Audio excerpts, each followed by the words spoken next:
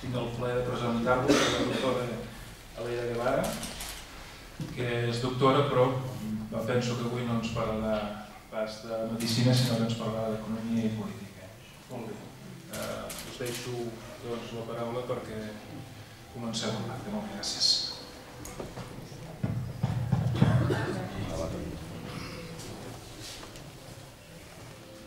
D'entrada vull donar les gràcies a la secció de Geografia i Història del centre per oferir-nos la sala per fer l'acte. Dos elements donen a la conferència d'avui un interès especial. El primer és la temàtica sobre la que versarà i la segona la companya que la impartirà. Molts de vostès hauran vingut moguts per l'admiració a Ernesto Che Guevara, un metge solidari, un líder marxista i un guerriller heroic que ha deixat una petjada impossible d'esborrar. Però en els darrers anys de la vida d'en Che, la gran premsa internacional va voler amagar el seu combat per l'alliberament dels pobres i dels explotats i va deformar els continguts de la seva vida.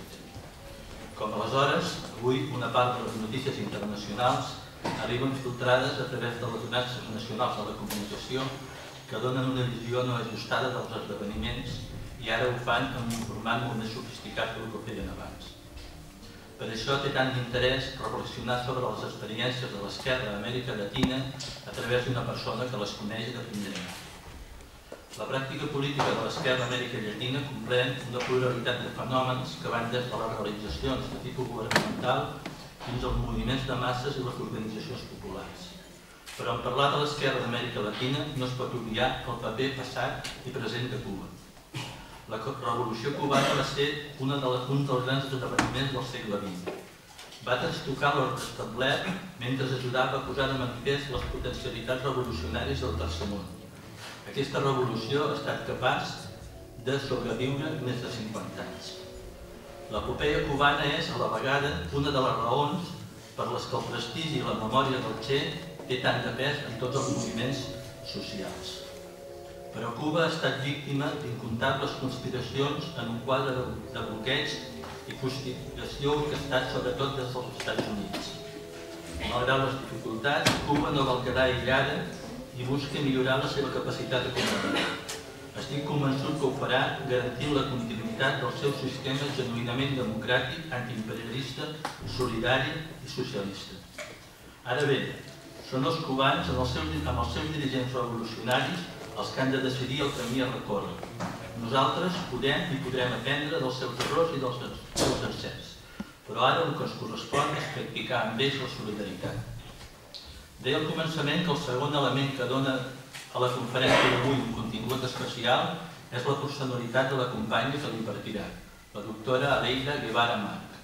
Probablement vostès han vingut a aquest acte atrets per una de les característiques de la ponent, ser la filla gran del matrimoni entre Ernesto Che Guevara i una de les dones crucials en la revolució cubana, Aleida March. Ara bé, limitar la seva personalitat a aquest tret no li faria justícia. Des del seu perfil professional, cal dir que Aleida Guevara March és pediatra i ha col·laborat en un seguit d'investigacions científiques. No només ha exercit la seva professió a Cuba, sinó també en diverses missions internacionals. Però, a més, és una dona lluitadora, una revolucionària que ha estat present en molts dels esdeveniments progressistes per tots els indrets del planeta. Curiosa i infatigable, la doctora Aleida Guevara March també ha fet de periodista entrevistant a altres persones compromeses amb les lluites populars. Això ha donat lloc a dos llibres. El 2004 va publicar Chávez, un hombre que anda por ahí, a partir d'una entrevista amb el president de Venezuela. El 2006 va publicar un segon llibre amb entrevistes a companys del moviment social del Brasil de los trabajadores rurales sin tierra, que porta per títol MST, Simiente de la vida y la esperanza. Gràcies, doctora Aleida Guevara March, per haver vingut a Reus. Tenir-la entre nosaltres és rescatar l'estimada presència del Che Guevara, sempre viva amb tot el que això representa per la gent que creiem que la revolució i la solidaritat són la manera de lluitar avui per un món millor.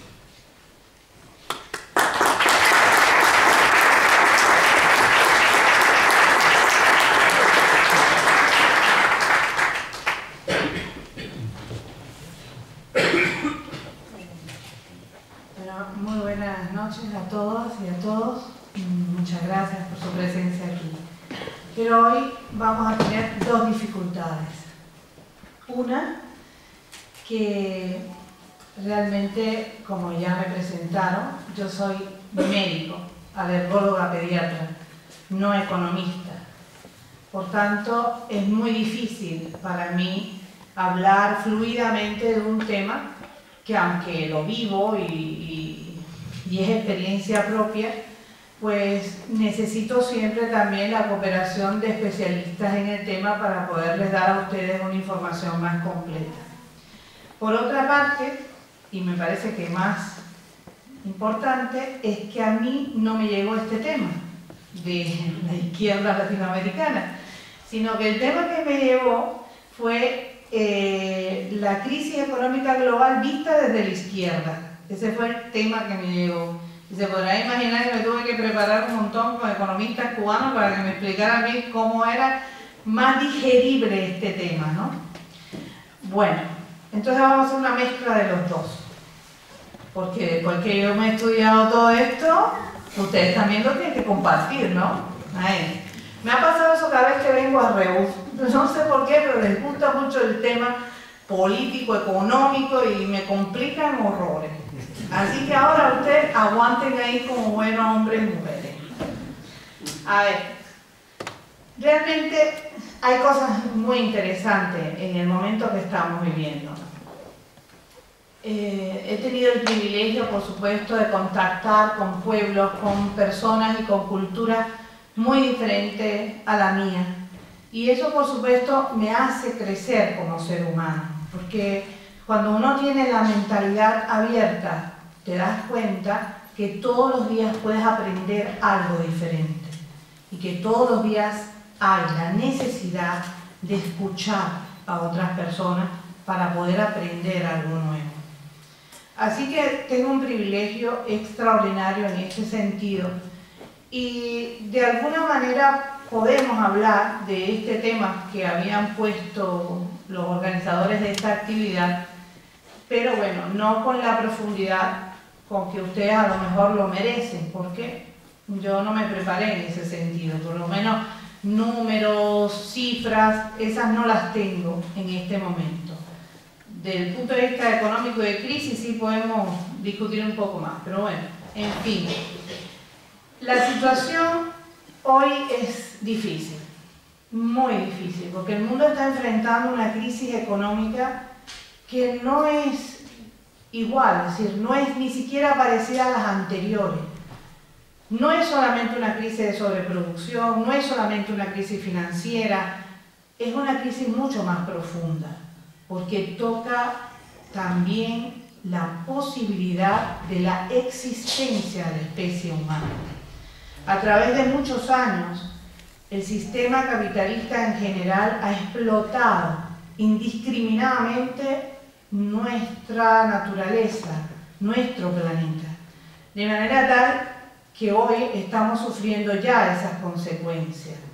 Yo les voy a dar un poquito de los números que estamos trabajando, es decir, que estamos viendo en lo que puede ocurrir en los próximos años, porque es importante tener información. Yo pienso que si no estamos informados adecuadamente, no podemos reaccionar, ¿sí?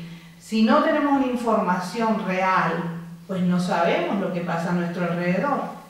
Por eso creo que podemos compartir estas cosas en la noche de hoy y bueno, después hablar de lo que ustedes realmente quieren, ¿no?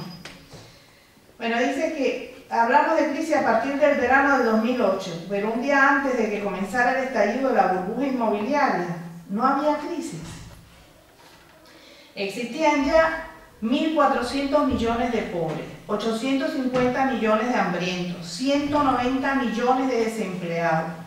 Entonces ya era evidente que no se cumplirían las tímidas metas del milenio de reducir la mortalidad infantil de los menores de 5 años. Y ese incumplimiento significa que morirán hasta el 2015 un total de 4,4 millones de niños por causas evitables, cifra que es 3 veces superior al total de niños menores de 5 años residentes en Londres, Nueva York y Tokio. No había crisis el día anterior al inicio de la crisis, supuestamente, pero ya era sabido que entre el 20% y el 30% de las especies vivas podrán desaparecer en los próximos 25 años, o que podrán haber entre 150 y 200 millones de refugiados climáticos a partir de la mitad de este siglo debido al aumento del nivel de los mares. Esto son cifras muy frías, pero desgraciadamente son cifras dadas por científicos a nivel internacional. Sí, no las estamos inventando nosotros, existen. Y esto es un serio problema del cual nosotros seguimos viviendo de espaldas, totalmente de espaldas a esa realidad. Pero hay todavía cosas peores. Con más de 20 años, 25 años de política neoliberal, el continente latinoamericano comienza a responder. Y por primera vez aparece otra revolución en ese continente diferente a la cubana, y es la revolución bolivariana. Bien, comienza esta revolución buscando soluciones a una política neoliberal, que significa que nuestros pueblos producen y siguen produciendo, pero la mayor parte de esas riquezas se van para las transnacionales y con objetivos muy diferentes. A veces ni siquiera para alimentar a esta parte del mundo, sino para convertir, por ejemplo, el maíz, la caña de azúcar, es decir, el azúcar de caña, convertirlas en alcohol, en energía, pero energía para maquinarias, energía para seguir gastándola, pero no para nutrir y alimentar a los seres humanos. Argentina, por ejemplo, uno de los países más productores de grano en el mundo, hoy en la actualidad, todavía hoy, en el norte de ese país, vemos niños morir de hambre. Y uno dice, ¿cómo es posible? Si en uno de los países más ricos, con más producción, ¿cómo es posible que sus niños mueran de hambre? Bueno, la respuesta está en esas políticas neoliberales, en el cual las grandes empresas internacionales, los grandes comercios internacionales, se llevan esa riqueza. Ahora, surge entonces un momento en que el pueblo dice, o me muero de hambre, o me muero intentando cambiar esta realidad. Una de dos. Con la buena suerte y fortuna que en el pueblo de Bolívar, es decir, en Venezuela, esta fuerza popular encuentra un camino y un presidente toma el poder por la supuesta vía democrática de elecciones. Esto trae también sus consecuencias. Cuando usted llega al poder en un país que durante siglos ha dominado la llamada derecha o oligarquías nacionales, o han sido simplemente títeres de los intereses del gobierno de Estados Unidos, cuando usted llega al poder en esos países y bajo esas situaciones, es muy difícil modificar la realidad. Muy difícil, porque las constituciones de esos países, las leyes de esos países, están hechas precisamente para que siga gobernando la oligarquía nacional, no para que el pueblo disfrute de sus beneficios. Por tanto, una de las primeras cuestiones que se encuentra la nueva revolución bolivariana es cambiar la constitución del país. Con un plebiscito general del pueblo lo logra cambiar la constitución. Pero de todas maneras, las viejas instituciones siguen funcionando en ese país y siguen respetando los intereses de las oligarquías y los intereses foráneos, no los del pueblo. Uno de los problemas más serios que hoy enfrenta Venezuela es que muchos de sus medios de comunicación nacionales no responden a los intereses del pueblo. Así que el presidente habla y dice que va a hacer algo, y los periódicos y las televisiones al otro día dicen cualquier cosa contraria al presidente. Les voy a poner un ejemplo que viví yo. estaba grabando en Caracas un programa de televisión con el padre Vidal, que es un padre revolucionario, un cura revolucionario, y cuando terminamos de grabar el programa, había un muchacho joven que estaba escuchándolo en la calle, la grabación al aire libre, y me dice: sí, doctorcita, usted habla muy bien, pero mi presidente está regalando el petróleo de Venezuela y nosotros todavía tenemos muchas necesidades, entonces, ¿cómo va a ser eso? Y yo le pregunté: ¿quién tose? ¿Quiere un poquito de agua? No, ya vi, gracias. Toma. No, he bebido agua. Gracias. No, porque cada atragantado no es mejor para que un poquito de agua para fluir, ¿no? Acuérdense que sigo siendo médico, no hay rollo.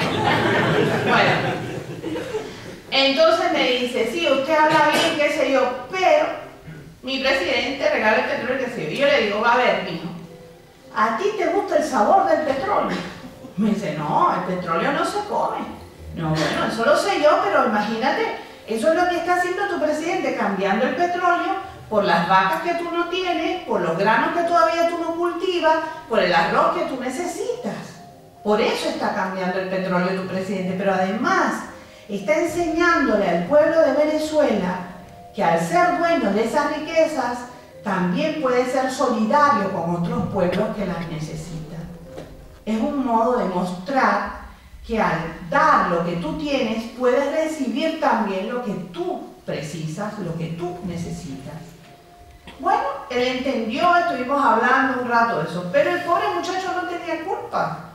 Realmente toda la televisión y todas las radios y todo el periódico que no sean los 2 o 3 que se han creado en la Revolución Bolivariana, dicen cualquier barbaridad de Chávez, cualquier barbaridad del proceso revolucionario.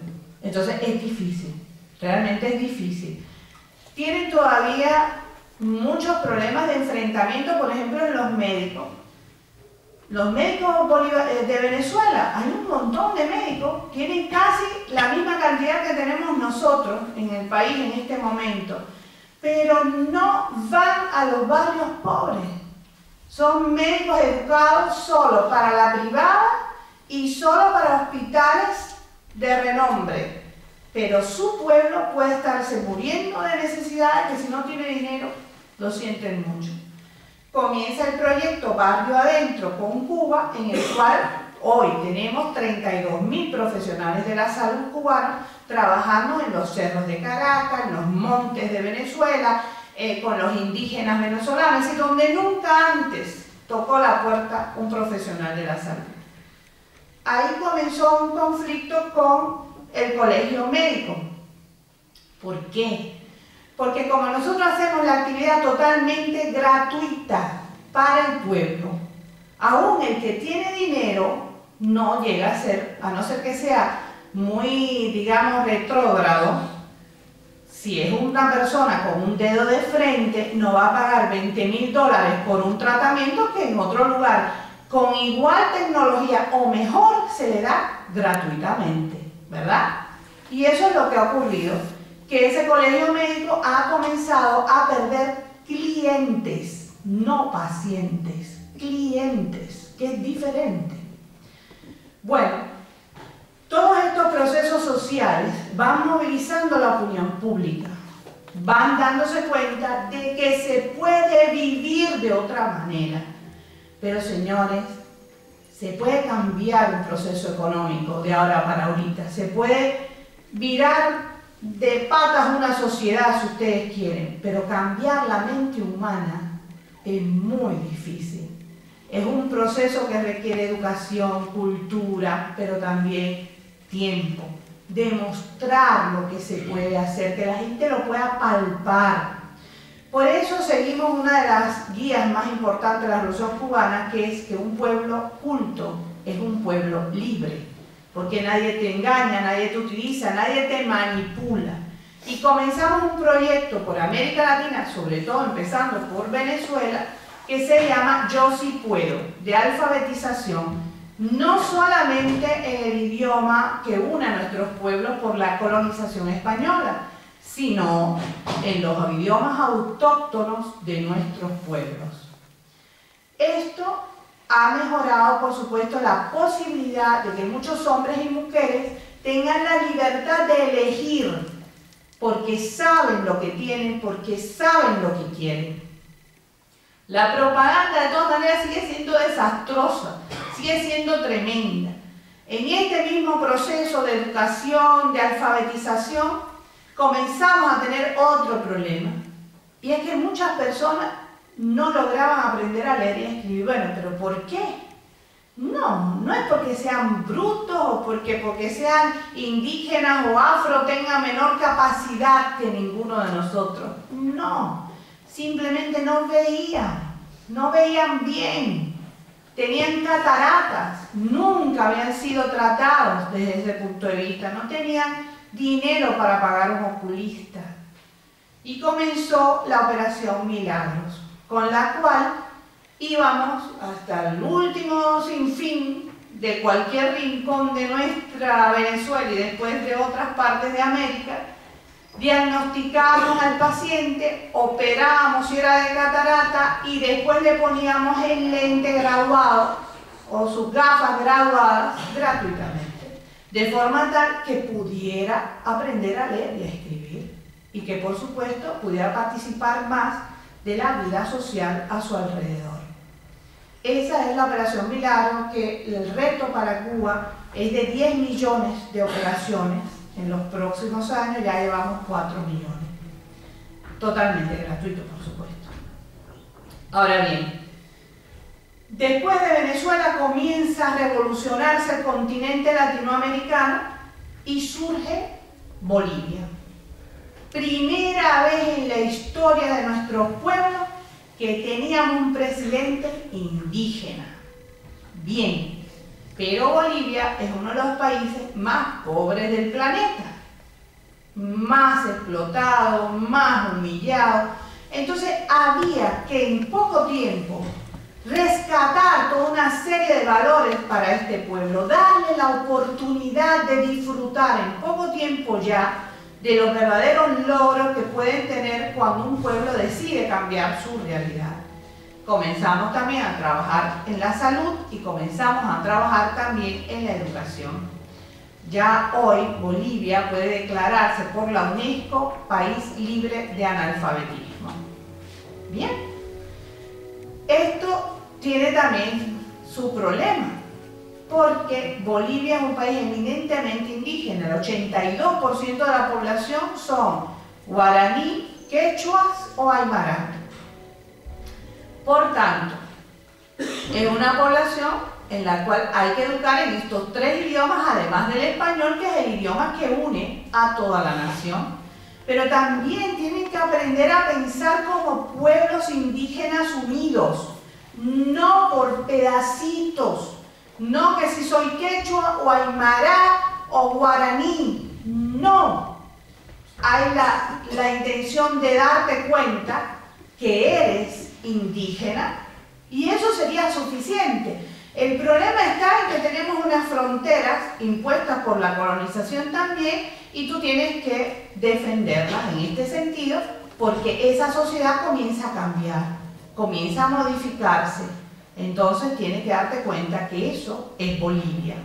Aunque, ¿cuál es la lucha de nuestro continente para los próximos años? Es romper con esas fronteras artificiales, porque esas no son reales. Y durante muchos años nos hemos mezclado nosotros como pueblo para poder decir yo soy guaraní o quechua, quichua o aymara. ¿Por qué? Si podemos decir que somos latinoamericanos. Y el objetivo común de nuestros pueblos es unir nuestra fuerza, mejorar nuestro nivel de vida para enfrentarnos al enemigo común de todos nuestros pueblos, que es el gobierno de Estados Unidos de Norteamérica. Pero para ello hay que conquistar la unidad de hombres y mujeres que durante siglos han sido educados a fajarse, a pelearse por un pedacito de tierra.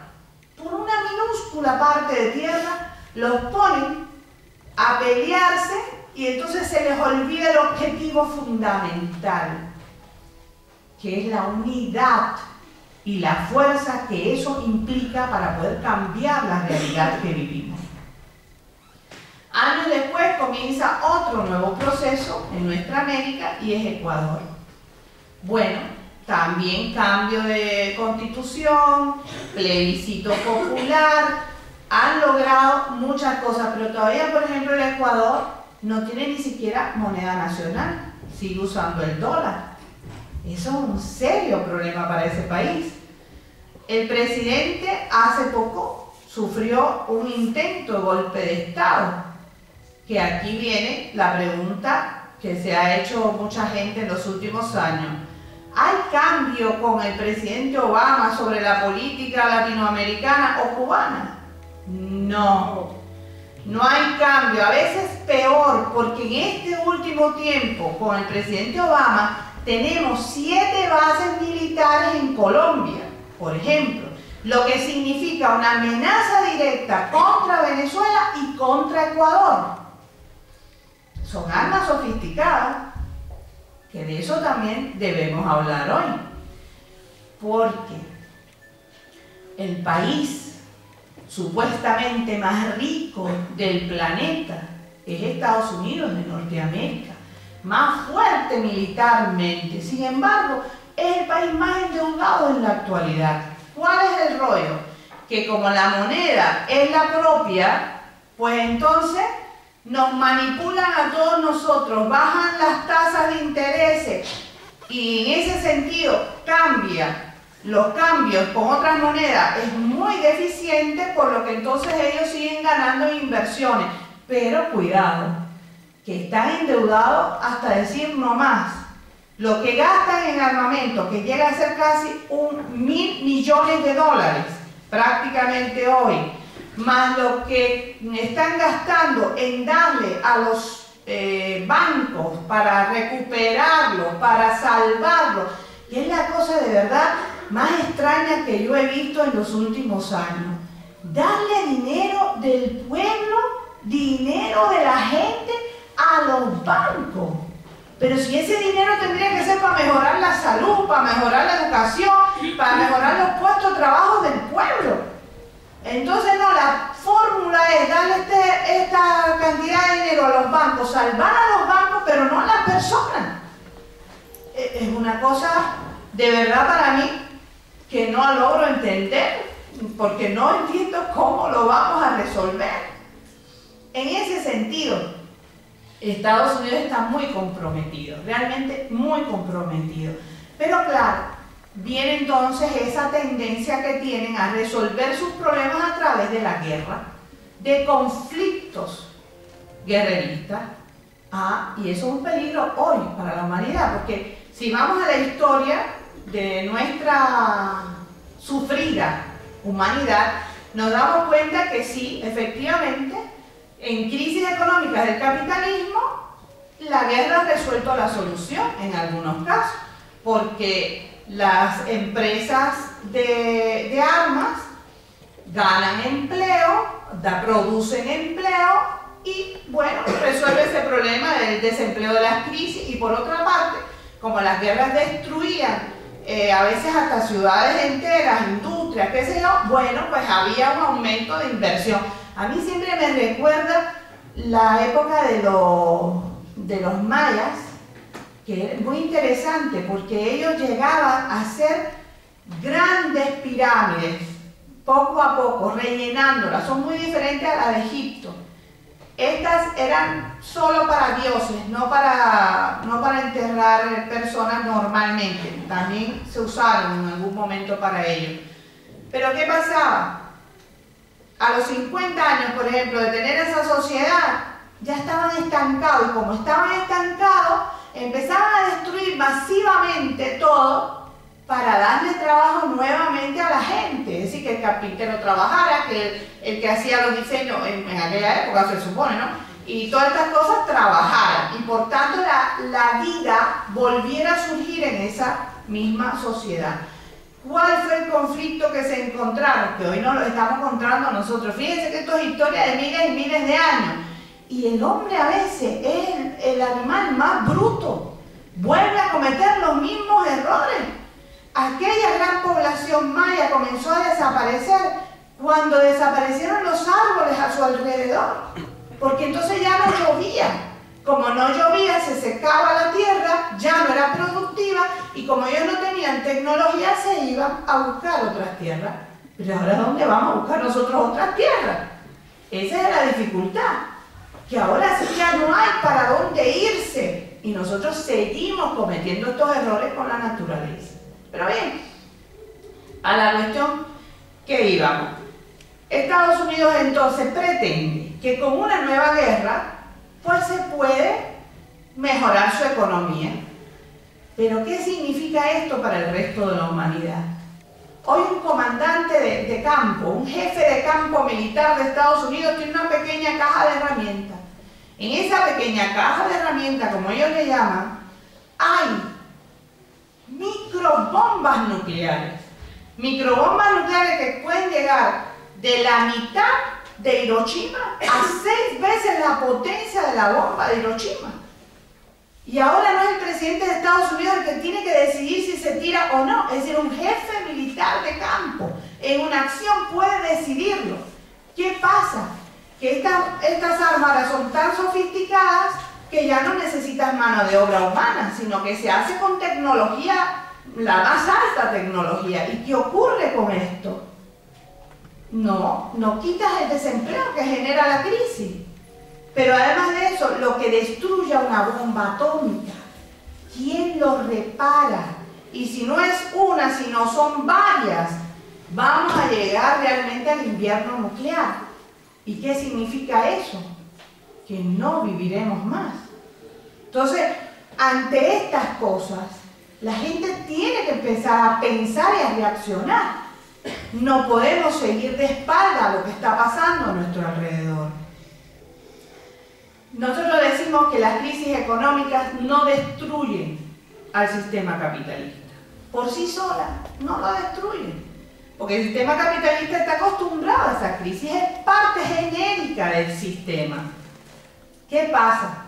La desesperación que la crisis genera, las necesidades que la crisis genera, entonces sí pueden ser utilizadas.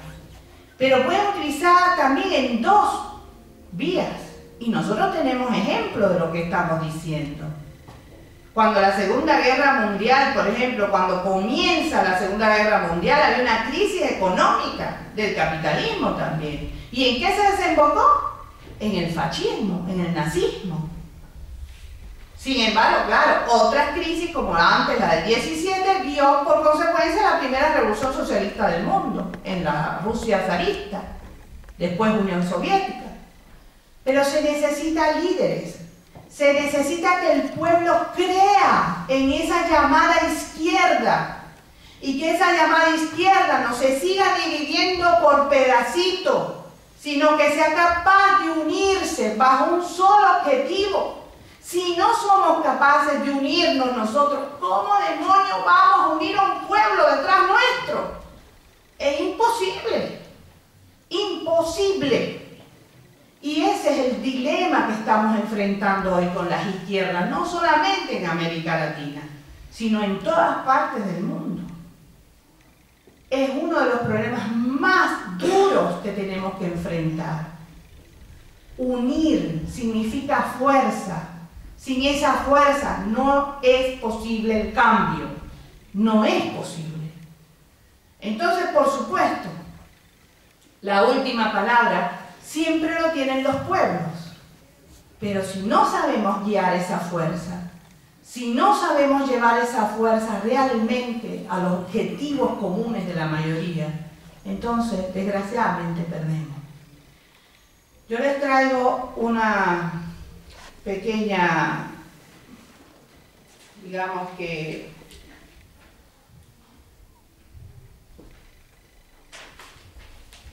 una pequeña frase que me mandaron también, de Francois Oltat. Yo ni inglés ni francés, así que ya sabrán cómo se pronuncia esto. Creo que es ¿cómo? ¿Francois en francés? ¿Cómo será? François. Ah, bueno, pues François Oltat.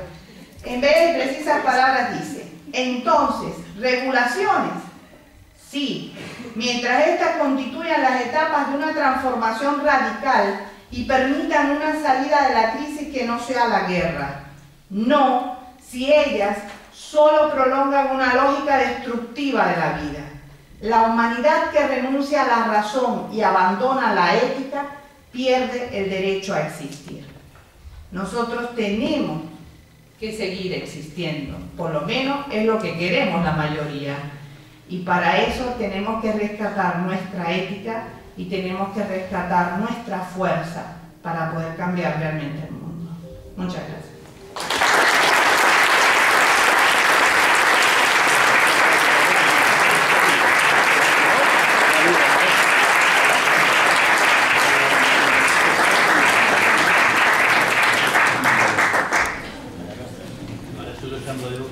Podríem obrir un torn de paraules, perquè algú vol preguntar alguna cosa en concret. ¿Hi ha una chica? Buenas noches, muchas gracias por su algo. ¿Se me oye? Sí, sí lo oigo. Vamos a ver, aunque no tenga directamente relación con el tema que usted ha expuesto, sí tiene relación en el fondo, me gustaría saber su opinión sobre lo que está ocurriendo desde hace meses en todo el norte de África, en muchas zonas de otras partes del Oriente. Muchas gracias. Mire, nos pasan dos cosas con esto. Una es que la información que llega a nosotros casi siempre viene muy manipulada. Entonces es muy difícil desde la distancia hacer análisis de esta situación. Yo tuve el privilegio de estar en casi todos esos países hace poco. Sí, Egipto, Argelia, Libia, bueno, y en Líbano también estuve. Y en Irán también estuve, que casi me votan, pero no, me aguantaron. Pero bueno, de verdad creo que hay muchas cosas que se están mezclando. Por ejemplo, Egipto. Durante muchos años este país fue perdiendo su propia riqueza. Si ni siquiera desde el punto de vista turístico ya podía explotarlo, porque estaba en manos de compañías extranjeras que explotaban esas situaciones. Y el pueblo cada vez con más miseria y con más necesidad. Es lo que dijimos hace un momento, el pueblo llega a un límite. Mire, yo la primera vez que fui a Brasil y vi los niños en las calles, todavía no estaba Lula ni Vilma en el poder, por supuesto. Y cuando yo llegué y vi aquello, dije, señores, vamos, a ver, o no me muero de hambre o me muero intentando cambiar esta realidad, pero no me dejan otra opción. Después pensé, bueno, tú eres una mujer cubana, con cultura, con una profesión y también ideológicamente eres del Partido Comunista, debe ser tu manera de pensar. Hasta que me encontré con la historia de una mujer del movimiento Sin Tierra en Brasil, que para mí es uno de los movimientos más importantes que hay hoy en América Latina, por su coherencia, por su unidad y por lo que va logrando. Y esta mujer era Rosa, no tenía un segundo grado de escolaridad, la señora Rosa. No era comunista ni nada que se le parezca. Era una mujer que quería un pedazo de tierra para alimentar a sus hijos y murió defendiendo ese pedazo de tierra. Es decir, que no tenía nada que ver ni el nivel cultural, ni la ideología, ni el lugar de origen. La importancia es que en un momento el hombre tiene que decidir o morir de hambre o morir intentando cambiar esa realidad. Y hoy estos hombres y mujeres en estos países comienzan a levantar sus voces y logran cosas. Lo logran cuando se van a la calle, no hay quien pare a un pueblo. La fuerza de un pueblo puede ser destructora si no tiene una guía, si no tiene un camino. Pero el problema está precisamente en esto. Se logra derrocar a un tirano, bien, pero ¿y después qué logramos? ¿Cómo encaminamos esa fuerza? ¿Quién está en esos medios preparados para unificar esa fuerza, para guiar esa fuerza hacia objetivos reales de la población? Para que no se diluya en objetivos de la clase media o de intereses hasta foráneos, porque ahí puede haber de todo. Entonces, es muy difícil desde la distancia poder hacer un análisis real, científico de la situación. Lo que nos queda claro es que los pueblos comienzan a desesperarse y que los pueblos comienzan a darse cuenta del poder que tienen cuando unen su fuerza. Y eso es muy importante, realmente importante. Vamos a ver qué pasa en los próximos días. Desgraciadamente es una cultura muy diferente a la nuestra, digo desgraciadamente porque me es muy difícil entonces analizarla, ¿no? Y comprenderla. Hay cosas que si tú no la vives, si tú no la sientes, no la puedes entender. Y esas cosas, desde lejos ya le digo que es muy difícil dar pie con bola. Tenemos, por ejemplo, un reportero ahí mismo en Egipto que está pendiente de todo, pero es un reportero, está reportando lo que él ve. Él no puede saber cómo se comporta internamente la situación. Y eso es lo difícil, ver qué va a pasar. Nosotros le deseamos, por supuesto, lo mejor, pero bueno, el que uno lo desee no siempre fructifica. Lidia, a mí lo que...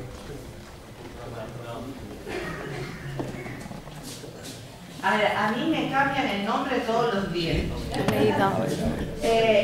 me llamo Aleida.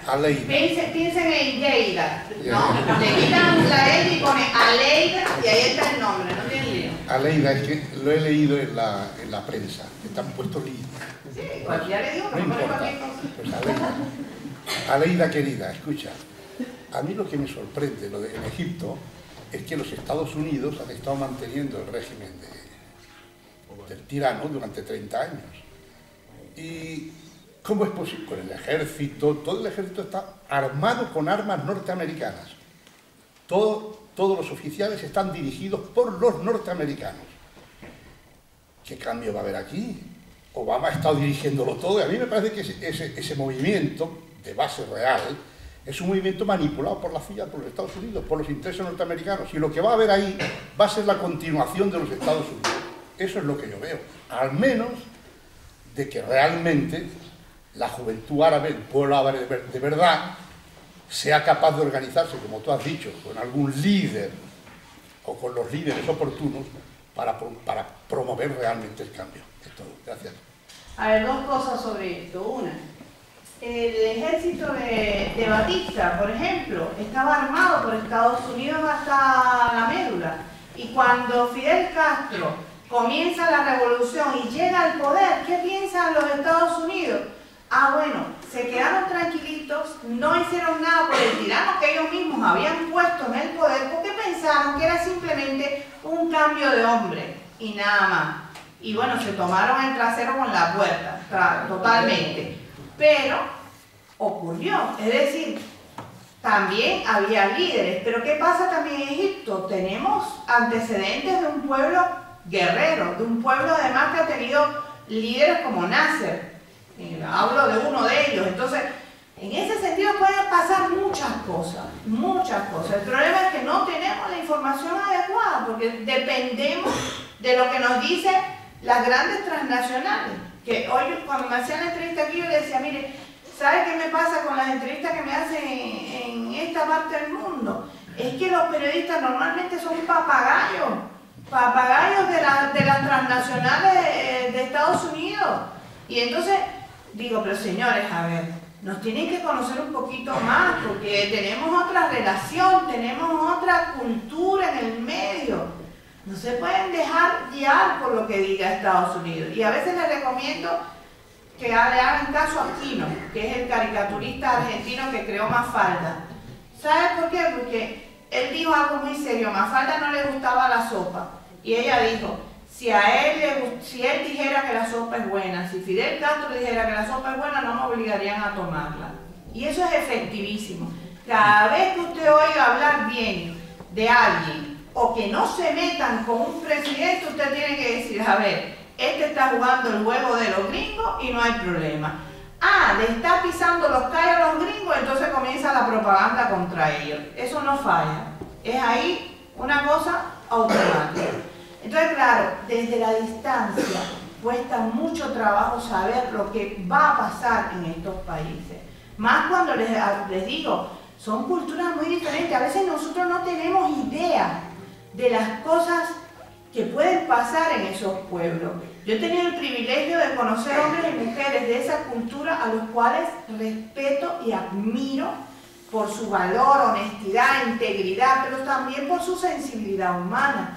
Y lo he vivido. Yo he estado, le dije, en el Líbano en estos momentos, estuve muy relacionada con toda la resistencia popular. Bueno, hija de un guerrillero no puede ser de otra manera, ¿no? Entonces, en ese sentido, de verdad, tengo ese privilegio, pero ni así me atrevo a hacer diagnóstico porque no tengo todos los elementos. Y efectivamente, desgraciadamente la CIA puede estar metida de eso. No lo descartamos. Si te parece, volvemos a Latinoamérica.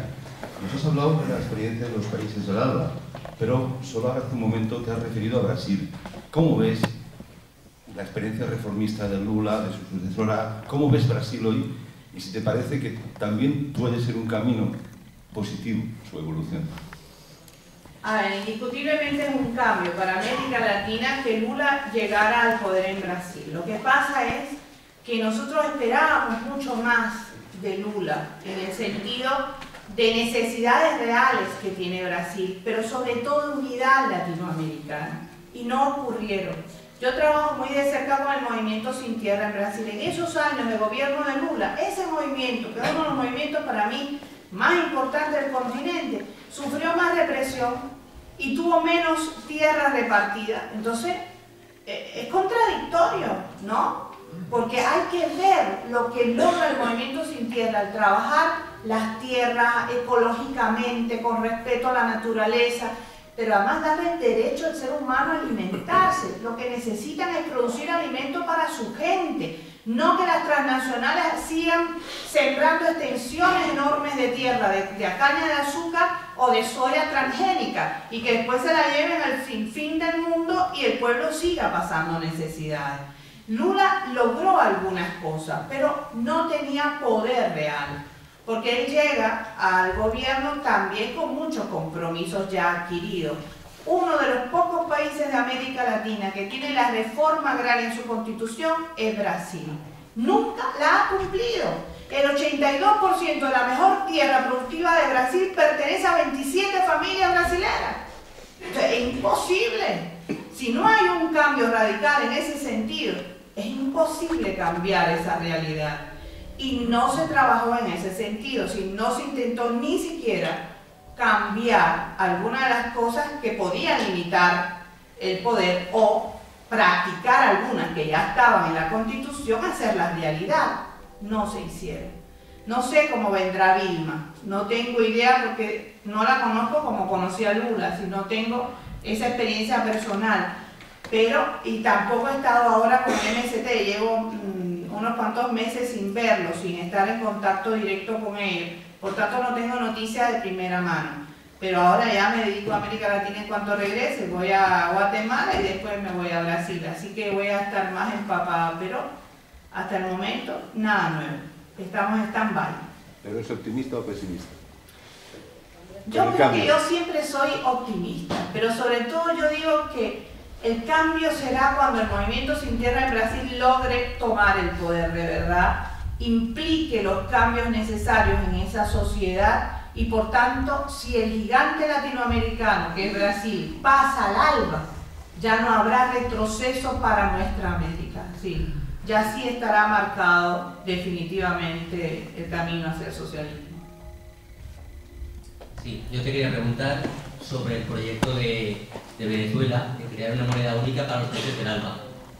Sí, a ver, Venezuela tiene varios proyectos. Vamos a empezar por el ALBA, para que te rías un poco, porque los venezolanos son algo especial, y sobre todo su presidente. Cuando yo le hago esta entrevista a Chávez, que después salió ese librito, yo le dije, bueno, pero ¿y cómo fue lo del ALBA? Y me dijo, pues mira, contra el ALBA, dije. Y a Fidel le gustó la idea. Y entonces me dice, bueno, mándame todo lo que tú tengas del ALBA. Y yo le dije, ¿qué cosa? Fue una expresión, fue simplemente una expresión contra el ALBA, que él dijo el ALBA, que significa amanecer. Pero cuando fuimos a ver la sigla Alternativa Bolivariana para Nuestra América, y así se crea, a través de una expresión, se crea un nuevo movimiento de unidad latinoamericana. ese fue el nombre, hubiera surgido con otro nombre a lo mejor, pero bueno, esa es la historia del inicio de ese nombre, del ALBA. El ALBA conlleva un intercambio entre nuestros países, un intercambio real, de necesidades reales de las poblaciones, educación, salud, vivienda, desarrollo en la agricultura, explotación mayor de las tierras, todo tratando de respetar la naturaleza, aprender de nuestros indígenas. Cuba prácticamente no tiene población indígena, solo dos grupitos minúsculos que tenemos en Guantánamo y en Holguín. El resto de la población indígena desapareció. Entonces no tenemos esa cultura y ahora la estamos rescatando también. Estamos viendo de dónde salimos, porque Venezuela está con costas al Caribe, por tanto, muchos de esos indígenas pudieron haber poblado nuestras propias islas, ¿no? Ahora, Venezuela va buscando unidad. Para tener unidad dentro del continente, tú tienes que ir buscando, por ejemplo, esa moneda única. También la televisión, que dé las noticias reales de nuestro pueblo, que es Telesur. Una radio para los lugares que no llega la televisión, ni el internet, ni nada, porque ni siquiera hay electricidad. Pues bueno, una radio de pilitas para poder dar información continua a la gente, y también yo, si puedo, el programa de alfabetización se da por radio y por televisión. En fin, vamos buscando mecanismos de unidad. Todavía estamos en pañales, todavía, porque los sistemas sociales son diferentes. Es decir, no hay unidad en todo el país, una uniformidad en todos esos países con relación, por ejemplo, a Cuba. No la hay.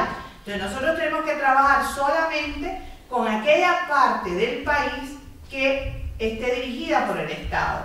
Y entonces, ahí sí hay más intercambio. O con empresas que se trabajan desde el punto de vista social, son más cooperativas, son más de pueblo y también entran dentro del ALBA por voluntad propia. Pero fíjate que hay diferencias en cuanto a sistema social como tal, por tanto hay que respetar también eso. Tú no puedes imponer tu ideología y no puedes imponer el deseo que tú tienes de que la gente viva mejor. Esa gente tiene que aprender lo que quiere y cómo hacerlo. Y tú lo único que puedes hacer es ayudarlo en cosas puntuales, medicina, educación, dar clases de lo que ellos quieran, buscar tecnología si la tenemos y ponérsela a su servicio, enseñársela. Eso lo hacemos con mucho gusto, pero solo si ellos la piden y si la necesitan. Entonces hay que tener mucho respeto. Eso es una palabra clave entre nuestros pueblos. Tiene que haber mucho respeto, porque a pesar de hablar una lengua común, también somos diferentes desde el punto de vista de raíces culturales indígenas. Son pequeñas poblaciones. Por ejemplo, están los guayú en Venezuela y en Colombia. Es la población indígena más fuerte, que no tiene nada que ver con los quechuas, los quichuas, los aymaras. No tiene nada que ver con ellos. Otra cultura. Pero es nuestra también. Entonces, tenemos que aprender muchísimo. Yo siempre digo que si hubiera tenido el privilegio de vivir con las parteras quichua, esto es gracioso. A mí me pasa como cuando estoy en Valencia y en Cataluña, ¿no? Que uno habla catalán, el otro valenciano, pero la verdad es que cuando los escucho me parecen muy parecidos. Puede que haya algunas diferencias, pero son muy parecidos. Y quechua y quichua pasa lo mismo, es decir, el idioma es prácticamente el mismo, pero ellos son quechua y estos son quichua, y no te atrevas a decir otra cosa porque ahí mismo se arman. Ahí tenemos que trabajar, porque no interesa si eres quechua o quichua, lo que interesa es que eres latinoamericano y que ahora es dueño de una posibilidad real de cambio. Aprovéchala, no juegues a las divisiones, no te dan nada. La unidad es lo único que da fuerza. Y en ese sentido hay que trabajar mucho. Si yo hubiera podido estar con esas parteras quichua en Ecuador y aprender todo lo que aprendí en los últimos años, seguramente no me estarían buscando todavía las primeros partos que hice en Nicaragua. Las mujeres, pobrecitas, lo que yo les dejé ahí abajo, no te lo puedes imaginar. Imagínate que yo venía a hacer 2 partos en Cuba así, solita. Y de pronto llego al hospital en Nicaragua y me dice, doctorcita, adelante. Y digo, bueno, ¿y qué hago? ¿Cómo que qué partera si hay una mujer pariendo? ¿Y cómo? ¿Pero cómo que cómo? Debe. Oye, tú no te puedes imaginar lo que... Si yo hubiera estado con estas parteras en ese momento, seguramente lo hubiera hecho divino. Porque es otra manera de ver el mundo. Es una cosa mucho más natural, más fisiológica. Y hubiera hecho algo mejor. Entonces, hay muchas cuestiones que tenemos que aprender con estas poblaciones, rescatar de la memoria popular para ser mejores como seres humanos. Yo siempre pienso que los universitarios a veces salimos de las universidades creyéndonos que no lo sabemos todo. Es un error garrafal, no sabemos nada.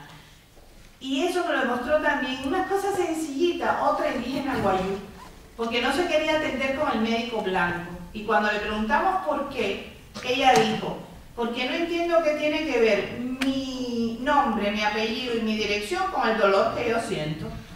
Y es verdad. El médico le preguntaba el nombre, apellido, edad, sexo, dirección. ¿Y a ti qué te importa? Lo que tienes que llegar a la consulta al paciente y tú preguntarle en qué puedo serle útil, cómo la puedo ayudar. Eso es lo correcto.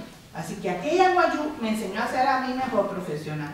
Entonces, son muchas cosas las que tenemos todavía que rescatar y que aprender. Bueno, buenas noches, gracias por estar aquí. En este caso, yo vengo del Partido Obrero Revolucionario, es un partido que está dentro de Izquierda Unida, aquí en esto, y quería hacer una autorreflexión de lo que usted ha dicho, de que la izquierda tiene que ir unida, porque si no la derecha se nos come el terreno y nos quita derechos. Y uno de ejemplo claro, por ejemplo, en la lucha obrera fue la fábrica Cotton, donde 135 mujeres perdieron la vida quemadas vivas por defender las 40 horas semanales. Y esto parece que nos olvidemos de ello.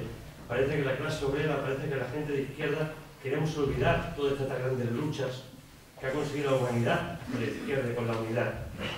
Y nos olvidamos de otros temas, por ejemplo, el tema del capital. Cuando hablamos del capital, del capitalismo, hablamos del capitalismo de una forma ficticia, pero no hablamos realmente de lo que es el capitalismo. No hablamos de las redes que tiene el capitalismo, como son las grandes empresas como Coca-Cola, como McDonald's, como Ron Bacardi, que lo que hacen es esclavizar más a la clase trabajadora y machacar a los pueblos con dinero para nuevas tecnologías en armas, para atacar a pueblos más pobres, como que es en el caso de Irán.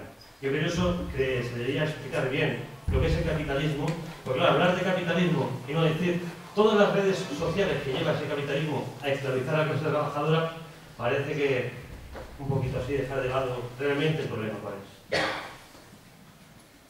El problema es que ustedes viven el capitalismo, así que se supone que lo conocen mejor que yo, que con el socialismo. La cuestión es que la memoria del ser humano es muy frágil y eso es algo que nos preocupa. Hablemos, por ejemplo, de un problema que hoy tiene Europa, que es la inmigración. La inmigración en un momento determinado resolvió un problema porque los europeos ya no querían hacer ciertos trabajos, así que vinieron esta gente que se les pagaba menos, que no tenían el mismo seguro, la misma situación, bueno, pues resolvieron un problema. Ahora hay crisis, hay desempleo, y entonces comienza un desarrollo de la xenofobia tremenda. En este sentido, hay que desplazar al que vino y quitarlo porque me hace falta a mí. Y se pierde totalmente el sentido de solidaridad. Se pierde totalmente el sentido de una clase obrera. Eso prácticamente la gente ya ni lo percibe. Porque a veces hasta una mala palabra hablar de que eres un obrero. Que ya tú tienes otro nivel. Y no es lo mismo, vamos a estar aquí, no es lo mismo un obrero alemán que un obrero brasilero. Nananina. ¿Ya? Entonces el nivel de vida es muy diferente. Pues se le olvida totalmente. Los hemos vivido nosotros. Una empresa de autos alemana tiene una filial en Brasil. Esa empresa de autos los obreros hicieron una huelga por aumento salarial. Sí, el patronado dijo que sí, le dio el aumento. ¿A costa de qué? De los trabajadores de Brasil. Pero nadie se preocupó por eso, a nadie le importó eso. Es como si viviéramos en otro mundo, en otro planeta.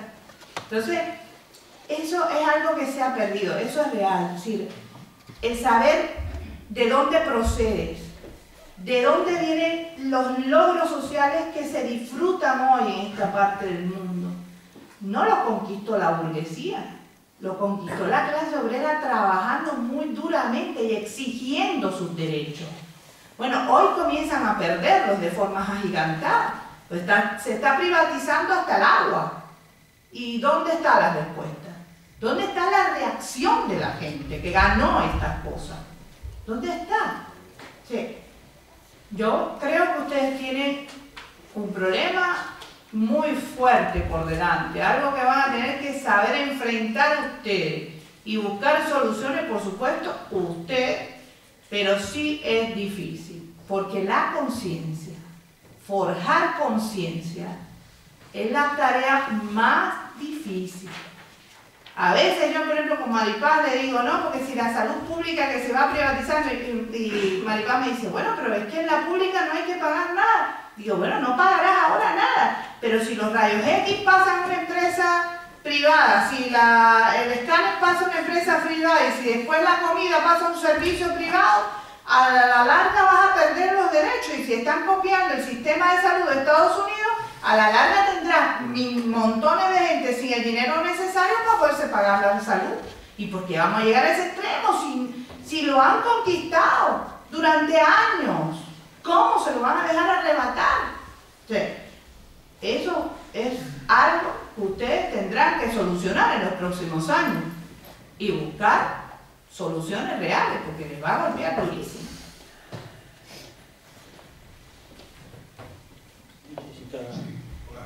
Buenas noches.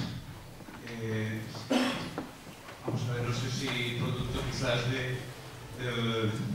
por resultado de la teoría del papagayo o de la comunicación de los papagayos aquí en Europa. No te preocupes, yo estoy acostumbrado. Sí, bueno, no, quizás decía, resultado de esa eficacia, de esa política, quizás aquí solo nos llegan ideas, en este caso de tu querida Cuba, o es un tema tabú tocarlo, o podemos hablar de Cuba. Hombre. Sí, no, simplemente más que hablar, comentar desde un socialismo desde allí, porque aquí lo que nos llega de Cuba es quizás producto de esa política desinformativa. Contarnos, por ejemplo, cómo está Cuba, qué pasa en Cuba con la nueva liberalización de licencias comerciales, con la nueva disminución de funcionariado, por dentro, ¿cómo va esa unidad que tanto reclamas dentro del socialismo en Cuba? Muy bien. A ver. Miren, empecemos por algo muy fácil de entender. Para sobrevivir 50 años de bloqueo económico, de agresiones continuas contra un pueblo, tiene que haber una unidad en un pueblo. Tiene que haber un sentimiento de pertenencia de ese pueblo. De lo contrario, hace rato que nos hubiéramos desaparecido de la faz de la tierra. El gobierno de Estados Unidos dedica 50 millones de dólares anuales solamente para provocar disturbios internos dentro del país. Y dedica 5 millones de dólares anuales para que sus embajadas en cualquier rincón del mundo provoquen propagandas contra Cuba. Es decir, que como tú dices, la información en el mundo llega totalmente manipulada. Eso es cierto. Ahora, la sociedad socialista cubana durante estos 52 años no ha logrado satisfacer todas las necesidades del pueblo, sobre todo en los servicios, porque el Estado socialista no ha podido darnos todo lo que nosotros, al crecer como población, vamos necesitando en ese sentido. Hablo claro y digo en el sentido de los servicios. Estoy hablando de carpintería, estoy hablando de fontanería, estoy hablando, por ejemplo, de albañilería. Sí, ese tipo de problemas los hemos presentado. De pronto a mí se me rompe una gaveta, ustedes dicen cajón, ¿no?, de la cocina, ¿y quién me lo repara? ¿Cómo me lo reparan? No, es muy difícil, eso es muy difícil. Entonces, como nosotros vivimos en este planeta, no nos hemos podido mudar todavía. Tenemos crisis económica mundial. Y la sentimos, pero la sentimos a veces hasta 3 veces lo que lo puede sentir otro pueblo, porque no te olvides del dichoso bloqueo, que se dice muy fácil, pero vivirlo, hermano, es lo más duro que nos ha tocado a todos nosotros. La mayor parte de los cubanos, más del 60% de la población actual de Cuba nació ya con el bloqueo. Y hemos vivido desde entonces así. Bloqueo significa que una niña necesita un medicamento y que como es de una patente de Estados Unidos, nadie te lo vende, nadie te lo oferta. Y tú para comprarlo tienes que comprarlo con 3 y 5 compradores intermediarios para poder quitar al FBI la información de quién te lo vendió originalmente y que no lo sancionen entre 5 a 10 millones de dólares por comerciar con Cuba, o le retiren el capital de Estados Unidos si lo tiene, o impida que los productos de esa empresa se vendan en el mercado de Estados Unidos de Norteamérica. Esa es la base del bloqueo. Así vivimos. Entonces, por supuesto, es muy caro muchas veces resolver nuestros problemas. Con todo ese bloqueo y con toda la crisis mundial, con el aumento de los precios de los productos básicos, te podrás imaginar que también nosotros empezamos a presentar dificultades importantes. La primera, cuando desaparece el campo socialista europeo, el sistema nuestro es muy paternalista en muchos casos, pero además en ese momento no tenía otra solución que mantener toda una serie de trabajos, aunque no fueran productivos, porque no podíamos dejar a esa gente desamparada, no las podíamos dejar sin trabajo, no había perspectiva para ellos entonces. Como estamos en el ALBA, como estamos ahora con una unidad latinoamericana que facilita una serie de posibilidades dentro del país, hoy el Estado cubano puede darse el lujo de decir, bueno, estos empleos que no son productivos, ya no los voy a pagar más, y esta gente tiene que empezar a trabajar por cuenta propia si así lo desea. Pero para ello tú tienes que darle la posibilidad económica para que esta gente pueda hacer esos trabajos y crear esos trabajos. En eso estamos, en este momento estamos en una discusión a nivel de pueblo. Es decir, yo siempre digo que lo he discutido ya 3 veces. Lo discutí en el núcleo del partido, lo discutí en el centro de trabajo que es el Hospital William Soler, y lo discutí en mi barrio antes de venir para acá, con 3 barrios que nos reunimos, que es la circunscripción donde yo vivo, y ahí nos reunimos a analizar punto por punto, acápite por acápite, los posibles cambios económicos que pueden haber en Cuba en los próximos años. Montones de opiniones, montones de preocupaciones, por eso se las puedo decir a ustedes, porque ya se las dije a mi gente totalmente. Y una de las preocupaciones, por ejemplo, que yo tengo como ciudadana de a pie, ciudadana de mi pueblo, es esta cuestión de trabajo por cuenta propia. A mí me gusta más pensar en cooperativas, porque sigue teniendo más carácter social. Pero hay algunas cosas que ya existían en Cuba, por ejemplo, paladares, con lo que nosotros llamamos que son pequeños restaurantes. Existían también algunas peluquerías privadas, así de 1 o sillón 2, ya existían cooperativas, que ya habíamos empezado a dar cooperativas de barberos. Estas cosas ya existían. ¿Qué se va a hacer ahora con esas situaciones? Legalizarlas mucho más. ¿En qué sentido? Por ejemplo, las paladares, estas, se supone que eran familiares, pero eso no es un engaño, porque fulanita y menganita venían a ayudar, que no eran familia tuya, pero tú los estabas explotando, porque tú no le dabas el salario justo, nadie lo defendía, no había ningún sindicato que pudiera apoyarlo, porque no estaban dentro de nuestras leyes laborales. ¿Qué se va a hacer ahora? ¿Qué se propone? Que los empleados que estén en estos sitios, donde hay una familia que dirige el negocio o una persona que es la dueña, por ejemplo, de la peluquería, reciban un salario justo, que tengan además una compensación desde el punto de vista económico y desde el punto de vista legal, porque los sindicatos comenzarán también a protegerlos como trabajadores por cuenta propia. Después también están las nuevas leyes que se están discutiendo, es decir, las nuevas propuestas de leyes, de que estas personas no solamente paguen un impuesto al Estado, que ya lo pagaban, sino que ahora pueden dar un excedente al Estado para que después que se retiren, el Estado pueda proporcionar proporcionarle una asistencia pública, pueda tener un retiro esa persona. Es una decisión, por supuesto, de cada cual. Si quieres aportar 1% de tus ganancias para eso, aleluya. Y si no, también aleluya. Es una cuestión individual, pero tienes esa posibilidad que antes no existía. Estamos trabajando en esto, discutiendo, de todas maneras, fíjate, todas las opiniones que el pueblo vierta sobre estas situaciones se recogen, se analizan y en el Congreso del Partido, que será en abril, se van a discutir plenamente.